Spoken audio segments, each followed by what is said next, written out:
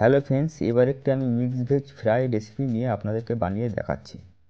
আপনারা প্লিজ পুরো ভিডিওটা দেখুন। আর ভিডিওটি যদি আপনাদের ভালো লেগে থাকে তাহলে লাইক করবেন, কমেন্ট করবেন, শেয়ার করবেন। আর আমার চ্যানেলে যারা নতুন আছেন প্লিজ আমার চ্যানেলটিকে সাবস্ক্রাইব করবেন। আমি কিছু সবজি ভালো করে ধুয়ে এইভাবে ছোট ছোট করে কেটে নিয়েছি। আপনারা দেখতেই পাচ্ছেন আমি সবজিগুলো কীরকমভাবে কেটেছি, একটু লম্বা করে কেটেছি। আর একটু কিছু মশলা আছে, এটাকে আমি আপনাদেরকে একটু ভাজতে ভাজতে আপনাদেরকে আমি দেখিয়ে দেবো। এবার আমি এই কড়াইতে তেল দেবো। তেলটা দেখুন আমি কতটা দিচ্ছি, আমি পুরো তেলটা দিয়ে দেবো না। আমি এখানে 50 গ্রাম মতন সরষের তেল নিয়েছি, আর 1 চামচ গোটা জিরে, আর একটা পেঁয়াজ আমি লম্বা করে কেটে নিয়েছিলাম, এইভাবে এতে দিয়ে দেবো।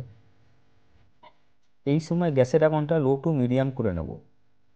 পেঁয়াজটা একটু হালকা করে ভাজা হয়ে গেলে এবার আমি একটা আলু লম্বা করে এইভাবে কেটে নিয়েছিলাম, আর একটু গাজর দিয়ে আবার একটু এটাকে ভেজে নেব।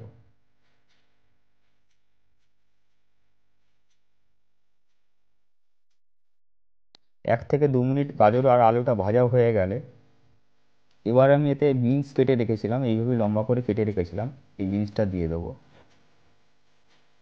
আর একটু ফুলকপি দিয়ে আবার একটু ভালো করে নেড়ে নেব। 3 থেকে 4 মিনিট এইভাবে এটাকে আগে ভেজে নেব।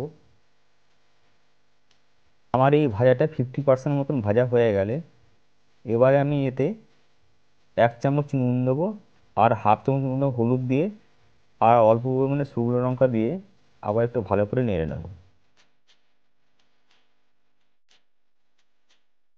আর কিছু আমি মটরশুঁটি দিয়েছি, আর একটু পেঁয়াজ কুচি দেবো, আর 2টো কাঁচা লঙ্কা চিড়ে আমি দিয়ে দিয়েছি।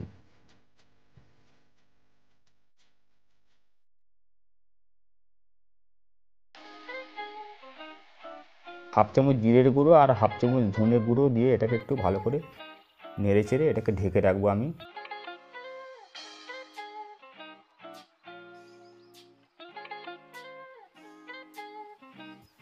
2 থেকে 3 মিনিট ঢেকে রাখার পরে আবার একটু ভালো করে নেড়ে নেব।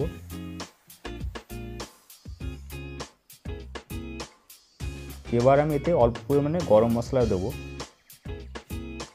আপনারা এতে ধনে পাতাও ব্যবহার করতে পারেন, খুবই ভালো লাগবে সেটা। তারপরে আবার এ থেকে 2 থেকে 3 মিনিট এইভাবে নেড়ে চেড়ে নেব, নিয়ে এটাকে নামিয়ে নেব। আমার ভাজাটি হয়ে গেছে। আপনাদের পুরো ভিডিওটা দেখার জন্য ধন্যবাদ।